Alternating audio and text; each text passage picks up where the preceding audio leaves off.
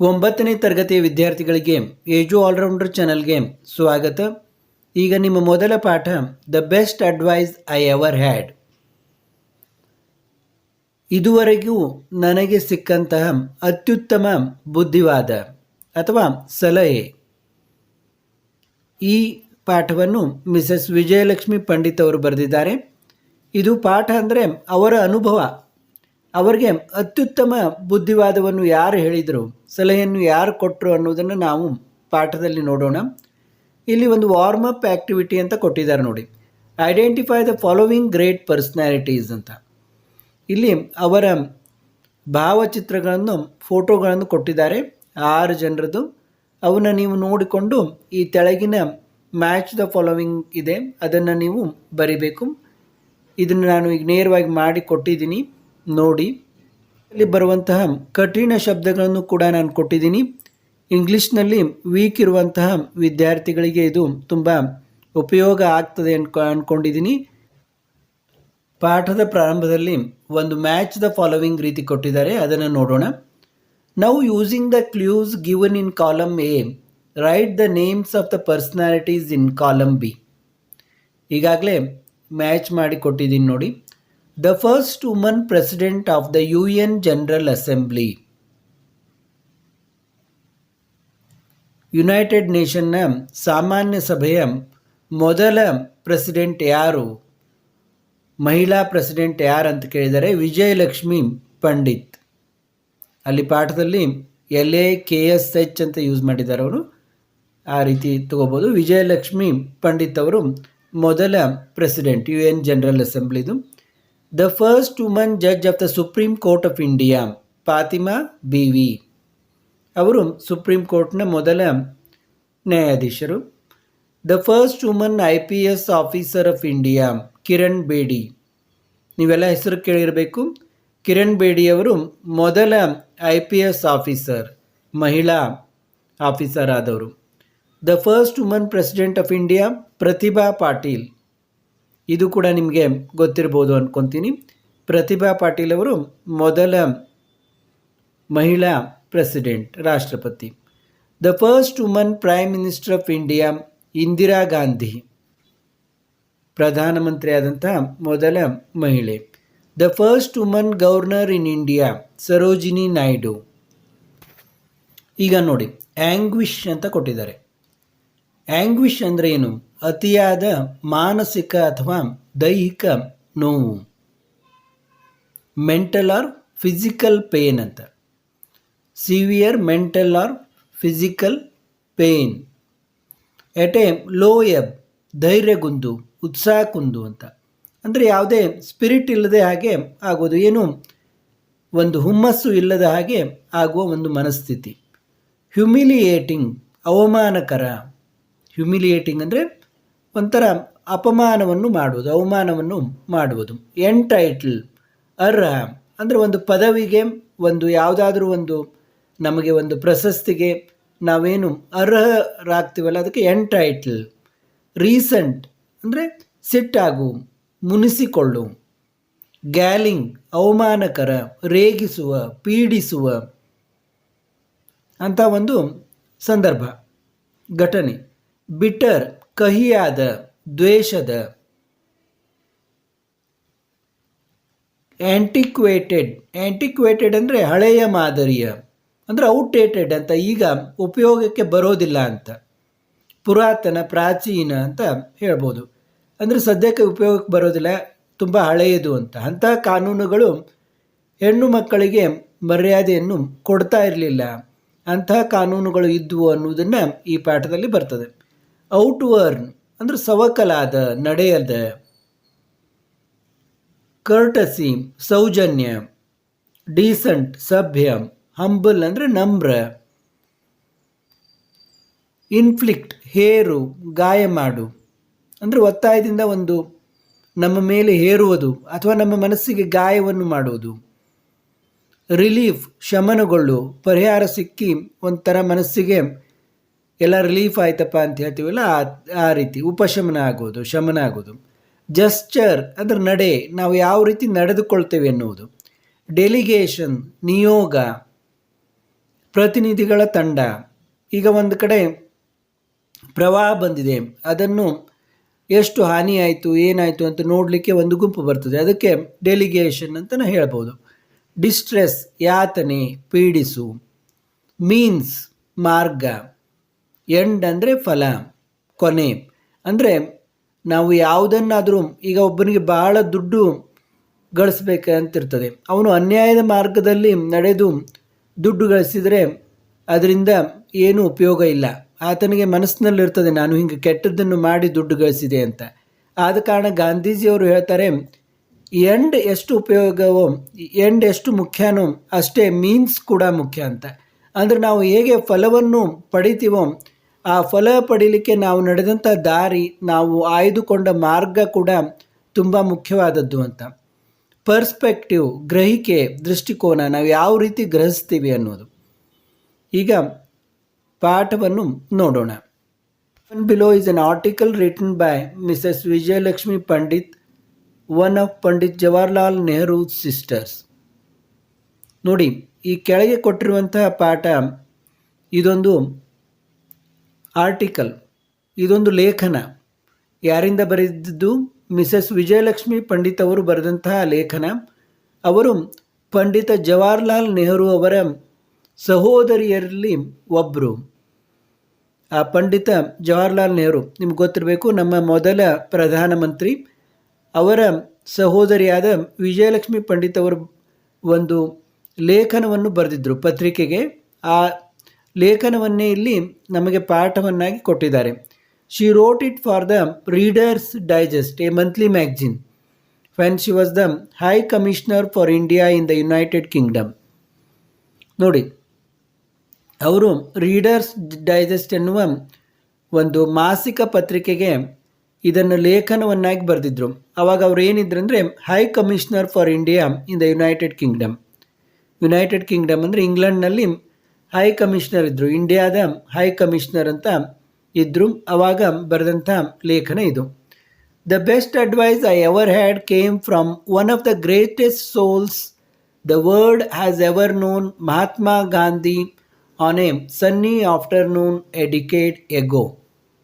ನೋಡಿ, ಈ ಒಂದು ಅತ್ಯುತ್ತಮ ಬುದ್ಧಿವಾದ ಸಲಹೆ ನನಗೆ ಯಾವಾಗ ಸಿಕ್ಕಿತು ಅನ್ನುವುದನ್ನು ಅವ್ರು ಹೇಳ್ತಾರೆ. The best advice I ever had came from one of the greatest souls. ಯಾರಿಂದ ಸಿಕ್ತು ಅಂದರೆ one of the greatest souls, ಒಂದು ಮಹಾ ಆತ್ಮ. ನಿಮಗೆಲ್ಲ ಗೊತ್ತಿದೆ, ಮಹಾತ್ಮ ಅಂತಲೇ ನಾವು ಕರಿತೀವಿ ಗಾಂಧೀಜಿಯವ್ರನ್ನ. ಈ ಜಗತ್ತಿನ ಒಂದು ಮಹಾ ಆತ್ಮವಾದ ಮಹಾತ್ಮ ಗಾಂಧೀಜಿಯವರಿಂದ ಈ ಒಂದು ಅತ್ಯುತ್ತಮ ಬುದ್ಧಿವಾದ ನನಗೆ ಬಂದಿತು. ಆನ್ ಎ ಸನ್ನಿ ಆಫ್ಟರ್ನೂನ್, ಒಂದು ಬಿಸಿಲ ಮಧ್ಯಾಹ್ನ. ಸನ್ನಿ ಆಫ್ಟರ್ನೂನ್ ಅಂದರೆ ಒಂದು ಬಿಸಿಲ ಮಧ್ಯಾಹ್ನದಲ್ಲಿ. ಎ ಡಿಕೇಡ್ ಎಗೋ, ಒಂದು ದಶಕದ ಹಿಂದೆ, ಅಂದರೆ ಒಂದು 10 ವರ್ಷಗಳ ಹಿಂದೆ, ಅಂದರೆ ನಂತರ ಈ ಘಟನೆ ಆದ 10 ವರ್ಷ ನಂತರ ಅವರು ಲೇಖನವನ್ನು ಬರಿತಾ ಇದ್ದಾರೆ ಪತ್ರಿಕೆಗೆ. ಅದಕ್ಕಾಗಿ ಅವರು ಹೇಳ್ತಾರೆ, ಒಂದು ದಶಕದ ಹಿಂದೆ ನನಗೆ ಹೀಗೆ ಒಂದು ಒಳ್ಳೆಯ ಬುದ್ಧಿವಾದ, ಅತ್ಯುತ್ತಮ ಬುದ್ಧಿವಾದ ಮಹಾತ್ಮ ಗಾಂಧಿಯವರಿಂದ ದೊರಕಿತು. ನಂತರ ಏನೇನಾಯಿತು ಅನ್ನೋದನ್ನು ಈ ಲೇಖನದಲ್ಲಿ ಅವರು ಬರೆದಿದ್ದಾರೆ. Most people pass through a period of anguish when their belief in humanity is at a low ebb. ನೋಡಿ, ಮೋಸ್ಟ್ ಪೀಪಲ್, ಬಹಳಷ್ಟು ಜನರು pass through a period of anguish, ತಮ್ಮ ಜೀವನದಲ್ಲಿ ಒಂದು ಪೀರಿಯಡ್ ಇರ್ತದೆ, ಒಂದು ಅವಧಿಯಲ್ಲಿ, ಪೀರಿಯಡ್ ಅಂದರೆ ಅವಧಿ ಅಂತ ಹೇಳ್ಬೋದು, ಆ ಅವಧಿಯಲ್ಲಿ ಅತಿಯಾದ ಮಾನಸಿಕ ಮತ್ತು ದೈಹಿಕ ಒಂದು ವೇದನೆಯನ್ನು, ಕಷ್ಟವನ್ನು, ದುಃಖವನ್ನು ಅವರು ಪಡಿತಾರೆ. When their belief in humanity is at a low ಎಬ್.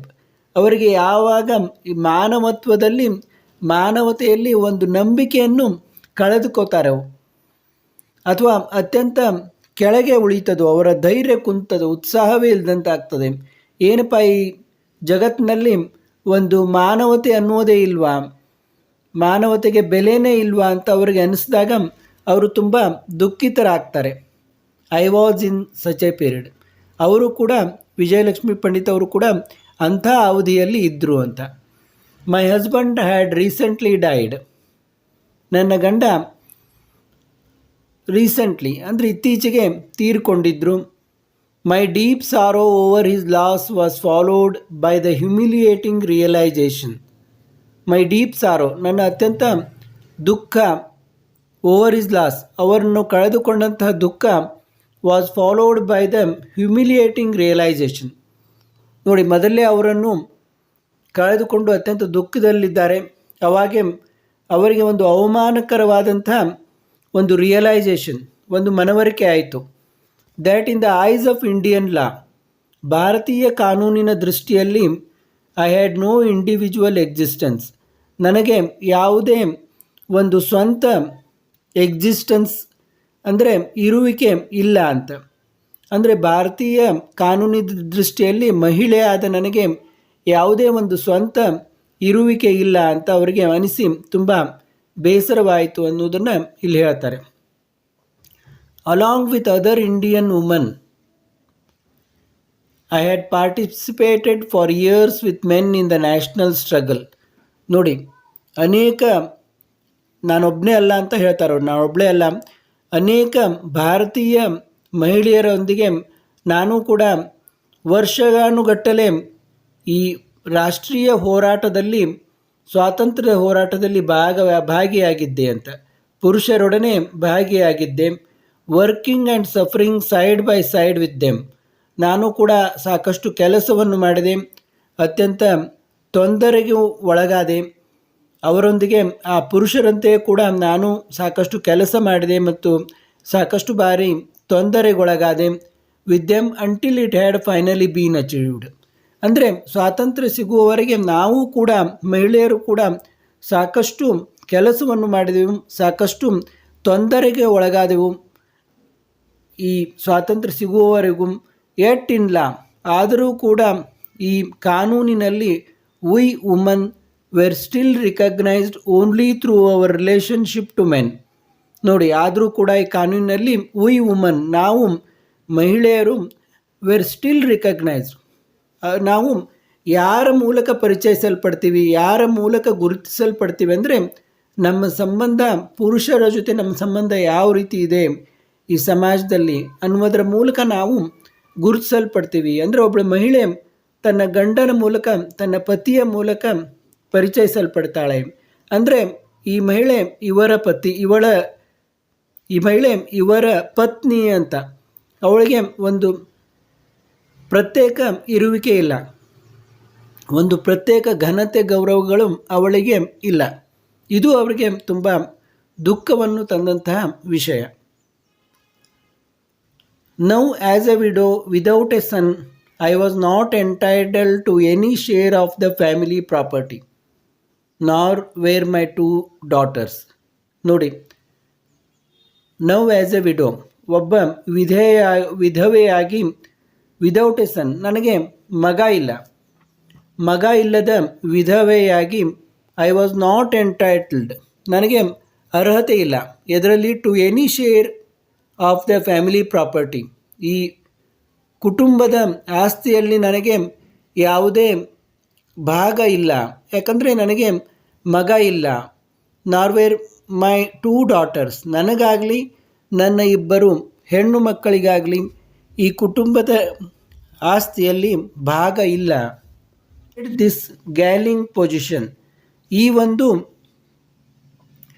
ಪರಿಸ್ಥಿತಿ, ಈ ಒಂದು ಅವಮಾನಕರ, ಒಂದು ಪೀಡನಾಕರ ಪರಿಸ್ಥಿತಿಯಿಂದ ನಾನು ಸಿಟ್ಟಾದೆ, ಮುನಿಸಿಕೊಂಡೆ ಅಂತ.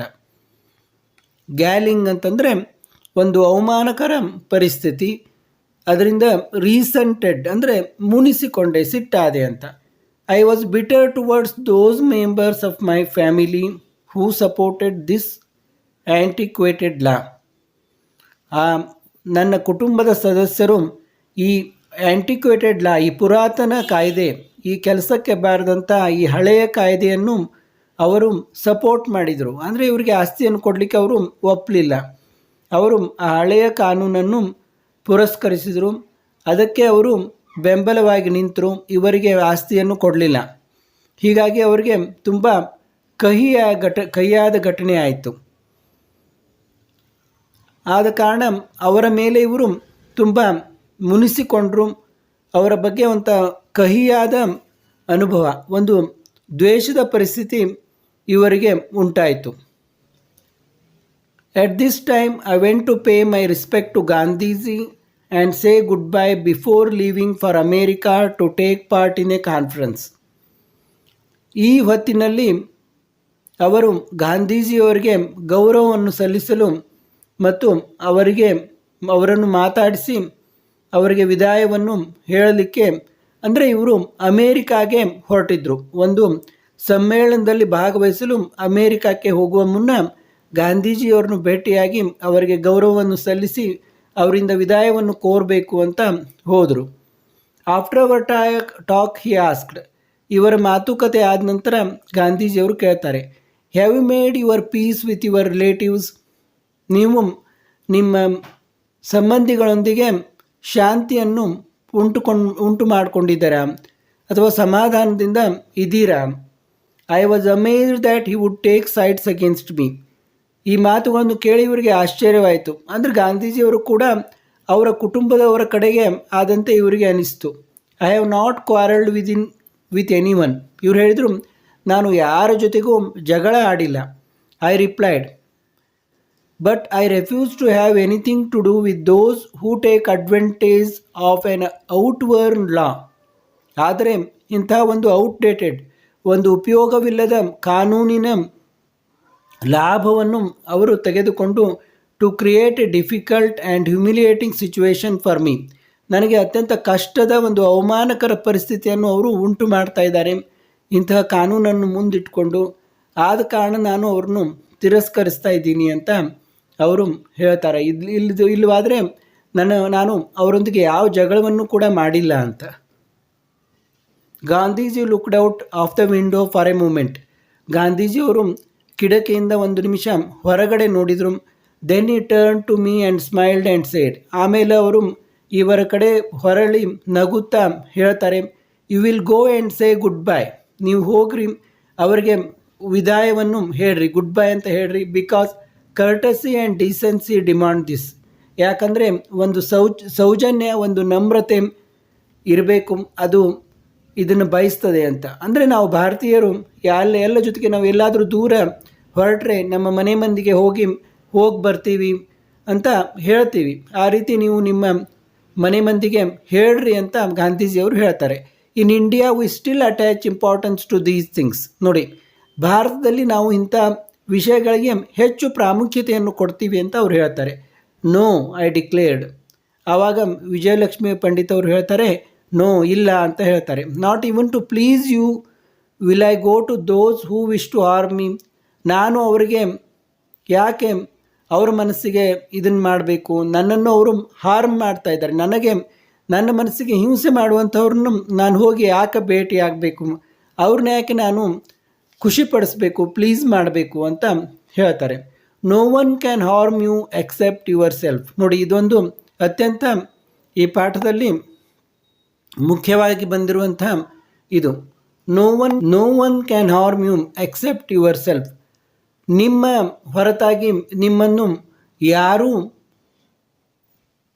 ನಿಮಗೆ ಒಂದು ಹಿಂಸೆಯನ್ನು ಕೊಡಲಿಕ್ಕೆ ಸಾಧ್ಯ ಇಲ್ಲ ಅಂತ. ಮನುಷ್ಯನಿಗೆ ಅವನೇ ಹಿಂಸೆಯನ್ನು ಕೊಟ್ಕೋತಾನೆ, ಅವನ ಮನಸ್ಸಿಗೆ ಅವನೇ ತೊಂದರೆಯನ್ನು ಮಾಡ್ಕೋತಾನೆ. ಹೊರಗಿನವ್ರಿಗಿಂತ ನಮಗೆ ನಾವೇ ಹಿಂಸೆಯನ್ನು ಮಾಡ್ಕೋತೀವಿ ಅಂತ ಗಾಂಧೀಜಿಯವರು ಹೇಳ್ತಾರೆ. He said still smiling. ಮತ್ತೆ ನಗುತ್ತಾ ಹೇಳಿದರು, I see enough bitterness in your heart. ನಾನು ಹೆಚ್ಚಿನ ಕಹಿಯನ್ನು ನಿಮ್ಮ ಹೃದಯದಲ್ಲಿ ನೋಡ್ತಾ ಇದ್ದೀನಿ. To cause you injury unless you check it. ಇದೇ ನಿಮಗೆ ಒಂದು ಗಾಯವನ್ನು ಮಾಡ್ತಾ ಇದೆ, ಬೇಕಾದರೆ ಇದನ್ನು ಚೆಕ್ ಮಾಡಿಕೊಡ್ರಿ ಅಂತ ಹೇಳ್ತಾರೆ ಅವರು. ಇದನ್ನು ನಾನು ಹೇಳಿದ್ದು ಸರಿ ಇದೆ ಇಲ್ಲೋ ಅಂತ ನೋಡಿಕೊಡ್ರಿ. ನಿಮ್ಮ ಹೃದಯದಲ್ಲಿರುವಂತಹ ಕಹಿ ಇದೆಯಲ್ಲ, ಕಹಿಯಾದ ಭಾವನೆ, ಅದೇ ಹೆಚ್ಚಿಗೆ ನಿಮಗೆ ನೋವನ್ನು ಉಂಟು ಮಾಡ್ತಾ ಇದೆ ಅಂತ. I remained silent and he continued. ನಾನು ಶಾಂತವಾಗಿದ್ದೆ. ಅವರು ಮುಂದುವರಿಸಿದರು, you are going to a new country. ನೀವು ಹೊಸ ದೇಶಕ್ಕೆ ಹೊರಡ್ತಾ ಇದ್ದೀರಿ. Because you are unhappy. ಯಾಕಂದರೆ ನೀವು ಸಂತೋಷವಾಗಿಲ್ಲ. Because you are unhappy and want to escape. ನೀವು ಈ ಪರಿಸ್ಥಿತಿಯಿಂದ ಹೊರಗೆ ಹೋಗಬೇಕು, ಎಸ್ಕೇಪ್ ಆಗಬೇಕಂತ ಇದ್ದೀರಾ, ಹೊರಗೆ ಹೋಗ್ಬೇಕಂತ ಇದ್ದೀರಾ, ಅದಕ್ಕೆ ನೀವು ಬೇರೆ ದೇಶಕ್ಕೆ ಹೋಗ್ತಾ ಇದ್ದೀರಾ. Can you escape from yourself? ನಿಮ್ಮಿಂದ ನೀವು ಬಿಡುಗಡೆ ಹೊಂದಲಿಕ್ಕೆ ಸಾಧ್ಯನಾ? ನಿಮ್ಮಿಂದ ನೀವು ತಪ್ಪಿಸಿಕೊಳ್ಳಲಿಕ್ಕೆ ಸಾಧ್ಯ? Will you find happiness outside when there is bitterness in your heart. ನೋಡಿ ಎಷ್ಟು ಚಂದ ಕೇಳ್ತಾರೆ. ನಿಮ್ಮ ಹೃದಯದಲ್ಲಿ ಕಹಿಯನ್ನು ಇಟ್ಟುಕೊಂಡು ನೀವು ಹೊರಗಡೆ ಸಂತೋಷವನ್ನು ಹುಡುಕಲಿಕ್ಕೆ ಸಾಧ್ಯನಾ ಅಂತ ಗಾಂಧೀಜಿಯವರು ಕೇಳ್ತಾರೆ. Think it over. ಇದ್ರ ಬಗ್ಗೆ ಯೋಚಿಸಿ. Be a little humble. ಸ್ವಲ್ಪ ನಮ್ರವಾಗಿ ನಡೆಯಿರಿ. ಹಂಬಲ್ ಅಂತಂದರೆ ಒಂದು ನಮ್ರವಾಗಿ ನಡೆದುಕೊಳ್ಳ್ರಿ. You have lost a loved one. ನೀವು ಅತ್ಯಂತ ಪ್ರೀತಿಗೆ ಪಾತ್ರರಾದವ್ರನ್ನ ಕಳೆದುಕೊಂಡಿದ್ದೀರಾ. That is sorrow enough. ಆ ಒಂದು ದುಃಖ ನಿಮಗೆ ಸಾಕಷ್ಟಿದೆ. Must you inflict further injury on yourself. ಆದರೆ ನೀವು ನಿಮ್ಮಷ್ಟಕ್ಕೆ ನೀವು ಇನ್ನಷ್ಟು ಒಂದು ಹಿಂಸೆಯನ್ನು ಮಾಡ್ಕೋತಾ ಇದ್ದೀರಿ. ಇನ್ಫ್ಲಿಕ್ಟ್ ಅಂದರೆ ನಿಮ್ಮ ಮೇಲೆ ನೀವೇ ಹಿಂಸೆಯನ್ನು ಹೇರ್ಕೋತಾ ಇದ್ದೀರಿ. Because you lack courage to cleanse your own heart. ಯಾಕಂದರೆ ನಿಮಗೆ ಧೈರ್ಯ ಇಲ್ಲ. ನಿಮ್ಮ ಹೃದಯವನ್ನು ಸ್ವಚ್ಛವಾಗಿಟ್ಕೊಳ್ಳಿಕ್ಕೆ ನೀವು ಧೈರ್ಯವನ್ನು ಮಾಡ್ತಾ ಇಲ್ಲ. ಹೀಗಾಗಿ ಹೆಚ್ಚು ಹಿಂಸೆಯನ್ನು ನಿಮಗೆ ನೀವೇ ಮಾಡ್ಕೋತಾ ಇದ್ದೀರಾ ಅಂತ ಗಾಂಧೀಜಿಯವರು ಹೇಳ್ತಾರೆ. His words would not leave me. ಅವರ ಒಂದು ಶಬ್ದಗಳು ನನ್ನನ್ನು ಬಿಡಲಿಲ್ಲ. They gave me no peace. ಅವು ಶಾಂತಿಯನ್ನು ಕೊಡಲಿಲ್ಲ. ಅಂದರೆ ಇವ್ರಿಗೂ ಕೂಡ ವಿಚಾರ ಮಾಡಲಿಕ್ಕೆ ಹಚ್ಚಿದವು. After some days of severe struggle with myself. ಅವ್ರ ಮನಸ್ಸಿನಲ್ಲಿ ಒಂದು ತುಮುಲ ಗೊಂದಲ ಪ್ರಾರಂಭವಾಯಿತು. ಸ್ವಲ್ಪ ದಿನಗಳ ಈ ಗೊಂದಲದಿಂದಾಗಿ I finally telephoned my brother in law. ಅವರ ಬ್ರದರ್ ಇನ್ ಲಾಗೆ ಫೋನ್ ಮಾಡ್ತಾರೆ. ಅವರ ಮೈದುನನಿಗೆ ಅವರು ಫೋನ್ ಮಾಡ್ತಾರೆ. I would like to see you and the family. ನಾನು ನಿಮ್ಮ ಫ್ಯಾಮಿಲಿಯನ್ನು ನೋಡ ಬಯಸ್ತೀನಿ. ನಿನ್ನನ್ನು ಮತ್ತು ನಿಮ್ಮ ಫ್ಯಾಮಿಲಿಯನ್ನು, ನಿಮ್ಮ ಕುಟುಂಬವನ್ನು ನೋಡ ಬಯಸ್ತೀನಿ. I said before leaving. ಈ ಭಾರತವನ್ನು ಬಿಡುವುದಕ್ಕಿಂತ ಮುಂಚೆ ನೋಡಲಿಕ್ಕೆ ನಿಮ್ಮನ್ನು ಬಯಸ್ತೀನಿ ಅಂತ ಮಾತಾಡ್ತಾರೆ. I had not been with them 5 minutes before. ಅವರು 5 ನಿಮಿಷಗಳು ಕೂಡ ಅವರೊಂದಿಗೆ ಇದ್ದಿದ್ದಿಲ್ಲ. I sensed that my visit had brought a feeling of relief to everyone. ಈ ಒಂದು ಭೇಟಿ, ಅವರ ಭೇಟಿ ಎಲ್ಲರ ಮನಸ್ಸಿಗೂ ಒಂಥರ ಒಂದು ಬಿಡುಗಡೆಯನ್ನು, ಒಂದು ಶಾಂತಿಯನ್ನು, ಒಂದು ಅಲ್ಲಿಯವರೆಗೆ ಇದ್ದಂಥ ಒಂದು ಮಾನಸಿಕ ತುಮಲ ಪರಿಹಾರವಾದಂತೆ, ಒಂದು ರಿಲೀಫ್ ಆದಂತೆ ಎಲ್ಲರಿಗೂ ಅನ್ನಿಸ್ತು ಅನ್ನೋದನ್ನು ಸ್ವತಃ ಅವರೇ ಅನುಭವಿಸಿದರು. I told them of my plans and ask for their good wishes. ಅವರಿಗೆ ತಮ್ಮ ಯೋಜನೆಗಳೇನು, ತಮ್ಮ ಮುಂದಿನ ಯೋಜನೆಗಳೇನು ಅನ್ನುವುದನ್ನು ಹೇಳಿ ಅವರ ಒಂದು ಶುಭ ಹಾರೈಕೆಗಳನ್ನು ಇವರು ವಿನಿಮಯ ಮಾಡಿಕೊಂಡ್ರು. Before starting on this new stage of my life. ನನ್ನ ಜೀವನದ ಈ ಒಂದು ಹೊಸ ಹಂತದಲ್ಲಿ ನಾನು ಪ್ರಾರಂಭ ಮಾಡುವುದಕ್ಕಿಂತ ಮುಂಚೆ ನಿಮ್ಮ ಹಾರೈಕೆ ಇರಲಿ ಅಂತ ಅವರು ಕೇಳಿದರು. The effect on me was miraculous. ಈ ಒಂದು ಎಫೆಕ್ಟ್, ಪರಿಣಾಮ ನನ್ನ ಮೇಲೆ ತುಂಬ ಅದ್ಭುತವಾಗಿತ್ತು ಅಂತ ಹೇಳ್ತಾರೆ. I felt as if a great burden had been lifted and I was free to be myself. ನೋಡಿ, ಒಂದು ದೊಡ್ಡ ಹೊರೆ ನನ್ನಿಂದ ಇಳಿಸಿಕೊಂಡಂಗೆ ನನಗಾಯಿತು. ನಾನು ಸ್ವತಂತ್ರ ಆಗಿ ಒಂದು ಹಗುರವಾದ ಒಳ್ಳೆಯ ಭಾವನೆ ಅವರಿಗೆ ಉಂಟಾಯಿತು ಅನ್ನೋದು ಅವರು ಹೇಳ್ತಾರೆ. ಅಂದರೆ ಕುಟುಂಬದವರೊಂದಿಗೆ ಅವರು ಮುನಿಸಿಕೊಂಡಿದ್ದರು. ಅದು ಅವ್ರನ್ನ ಭೇಟಿಯಾಗಿ ಮಾತಾಡಿದ ಮೇಲೆ ಅವರ ಮನಸ್ಸು ಹಗುರವಾಯಿತು. ಅವರು ಕೂಡ ಇವರನ್ನು ಚೆನ್ನಾಗಿ ಮಾತಾಡಿದರು, ಶುಭ ಹಾರೈಸಿದರು. ಹೀಗಾಗಿ ಇವರಿಗೆ ಒಂದು ಒಳ್ಳೆಯ ಅನುಭವ ಆಯಿತು ಅನ್ನುವುದನ್ನು ವಿಜಯಲಕ್ಷ್ಮಿ ಪಂಡಿತ್ ಅವರು ಹೇಳ್ತಾರೆ. ಅಂದರೆ ಇದೆಲ್ಲ ಗಾಂಧೀಜಿಯವರ ಒಂದು ಬುದ್ಧಿವಾದವನ್ನು, ಸಲಹೆಯನ್ನು ಕೇಳಿದ್ದರ ಫಲ ಅಂತ. ಪಾಠದ ಉಳಿದ ಭಾಗವನ್ನು ಮುಂದಿನ ವಿಡಿಯೋದಲ್ಲಿ ನೋಡೋಣ. ಮುಂದಿನ ಭಾಗವನ್ನು ಕೂಡ ತಪ್ಪದೇ ನೋಡಿ. ಸಬ್ಸ್ಕ್ರೈಬ್ ಆಗದವರು ಸಬ್ಸ್ಕ್ರೈಬ್ ಆಗಿ. ನಿಮ್ಮ ಎಲ್ಲ ಪಾಠ ಪದ್ಯಗಳನ್ನು ನಮ್ಮ ಚಾನಲ್ನಲ್ಲಿ ನೋಡಿ ಮತ್ತು ನಿಮ್ಮ ಗೆಳೆಯರಿಗೂ ಕೂಡ ತಿಳಿಸಿ. ಎಲ್ಲರಿಗೂ ಕೂಡ ಧನ್ಯವಾದಗಳು.